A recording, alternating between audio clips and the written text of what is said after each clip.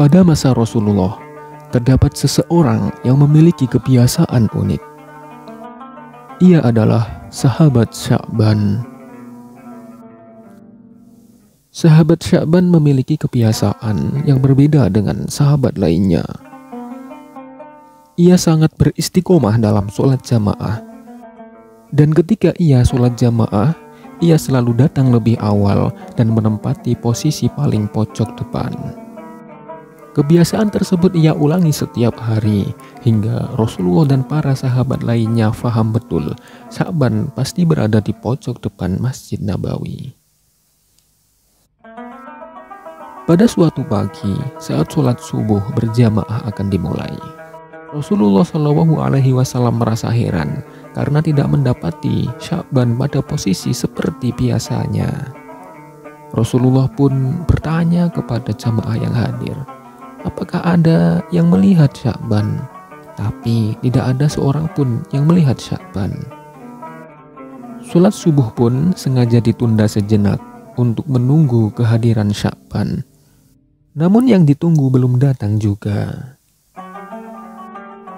Karena khawatir sholat subuh kesiangan, Rasulullah pun memutuskan untuk segera melaksanakan sholat subuh berjamaah. Hingga sholat subuh selesai pun Sya'ban belum datang juga. Selesai sholat subuh, Rasul pun bertanya lagi kepada para sahabat, apakah ada yang mengetahui kabar Sya'ban? Namun tidak ada seorang pun yang menjawab. Rasul pun bertanya lagi, apa ada yang mengetahui di mana rumah Sya'ban? Lalu seorang sahabat mengangkat tangan dan mengatakan bahwa ia tahu persis di mana rumah Sya'ban. Rasulullah sangat khawatir terjadi sesuatu terhadap sahabatnya tersebut. Hingga akhirnya Rasulullah pun meminta untuk diantarkan ke rumah Sya'ban. Singkat cerita, Rasulullah pun diantarkan oleh salah seorang sahabat yang tahu di mana rumah Sya'ban.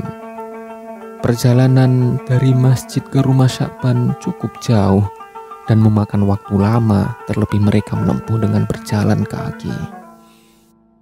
Akhirnya, Rasulullah dan para sahabat sampai di rumah Sya'ban pada waktu sholat duha, kira-kira 3 jam perjalanan. Sampai di depan rumah Sya'ban, beliau mengucapkan salam dan keluarlah wanita sambil membalas salam. Benarkah ini rumah Sya'ban? Tanya Rasulullah. Ya benar, ini rumah Sya'ban. Saya istrinya, jawab wanita tersebut.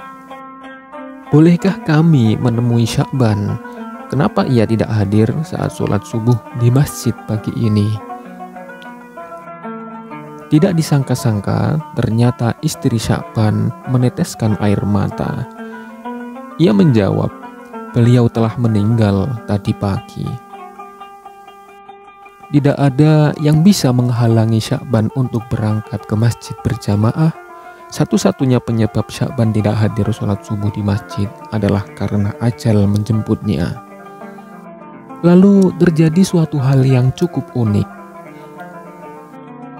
Istri Sya'ban bertanya, "Ya Rasulullah, ada sesuatu yang jadi tanda tanya bagi kami semua, yaitu menjelang kematiannya dia berteriak 3 kali dengan masing-masing teriakan disertai satu kalimat. Kami semua tidak paham apa maksudnya." Lalu Rasulullah bertanya, apa saja kalimat yang diucapkannya? Lalu jawab sang istri, di masing-masing teriakan dia berkata, "Kenapa tidak lebih jauh? Kenapa tidak yang baru? Dan kenapa tidak semuanya?" Jawab sang istri. Rasulullah SAW pun melantunkan ayat yang terdapat dalam surat Qaf ayat 22. "Sesungguhnya kamu berada dalam keadaan lalai dari hal ini, maka kami singkapkan daripadamu hijab yang menutupi matamu, maka penglihatanmu pada hari itu amat tajam." Dengan turunnya ayat ini, tabir dan hijab yang menutupi mata batin Rasulullah Shallallahu Alaihi Wasallam akhirnya tersingkap, dan Rasulullah pun dapat melihat apa yang terjadi sebenarnya. Saat Sya'ban radhiyallahu an dalam keadaan sakaratul maut, perjalanan hidupnya ditayangkan ulang oleh Allah Subhanahu wa Ta'ala. Tidak hanya itu, semua pahala dari perbuatannya diperlihatkan oleh Allah Subhanahu wa Ta'ala. Sedangkan apa yang dilihat oleh Sya'ban tidak dapat disaksikan oleh orang lain. Dalam pandangannya yang tajam itu, Sya'ban radhiyallahu an melihat suatu adegan di mana kesehariannya dia pulang pergi dari rumah ke masjid, menunaikan sholat jamaah 5 waktu. Perjalanan sekitar 3 jam jalan kaki, tentu itu bukan jarak yang dekat. Dalam tayangan itu pula Sya'ban radhiyallahu an diperlihatkan pahala yang diperolehnya dari langkah-langkahnya ke masjid, ujar Rasulullah. Dia melihat seperti apa bentuk surga yang dijanjikan sebagai pahalanya. Betapa takjub saat dirinya melihat pahala sholat jamaah. Ia berucap, "Aduh, mengapa tidak lebih jauh?" Timbul penyesalan dalam diri Sya'ban. Mengapa rumahnya tidak lebih jauh lagi, supaya pahala yang dia dapatkan lebih indah dan lebih bagus. Kemudian kalimat kedua yang keluar dari mulut Sya'ban, "Kenapa tidak yang baru?" Teriakan itu adalah karena Sya'ban sebelum meninggal, ia diperlihatkan dirinya sendiri yang hendak pergi berjamaah di musim dingin. Saat ia membuka pintu, berhembuslah angin dingin yang menusuk tulang. Dia masuk ke dalam rumahnya dan mengambil satu baju lagi untuk dipakainya. Dia memakai 2 baju. Sya'ban memakai pakaian yang bagus di bagian dalam. Adapun pakaian yang jelek, pakaian yang butut ada di bagian luar. Dia berpikir jika terkena debu tentu yang kena hanyalah baju yang luar, dan sampai di masjid dia bisa membuka baju luar dan sholat dengan baju yang lebih bagus. Ketika dalam perjalanan menuju masjid, dia menemukan seseorang yang terbaring, yang kedinginan dalam kondisi mengenaskan. Sya'ban pun iba dan segera membukakan baju yang paling luar untuk dipakaikan kepada orang tersebut. Kemudian ia memapah orang tersebut ke masjid untuk bisa menunaikan sholat jamaah bersama-sama. Orang itu pun akhirnya selamat dari mati kedinginan dan bahkan sempat melakukan sholat berjamaah. Sya'ban pun kemudian melihat indahnya surga yang sebagai balasan memakaikan baju bututnya kepada orang tersebut.